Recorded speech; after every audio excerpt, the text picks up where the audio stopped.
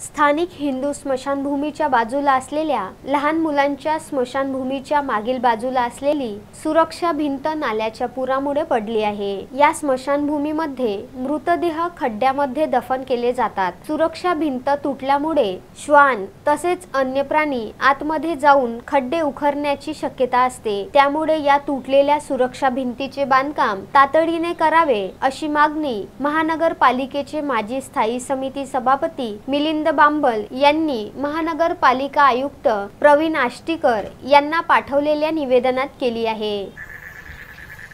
आपण पाहता हे लहान मुलांचं हिंदू स्मशानभूमी आहे आणि या हिंदू स्मशानभूमीला एक भिंत होती, सुरक्षा भिंत।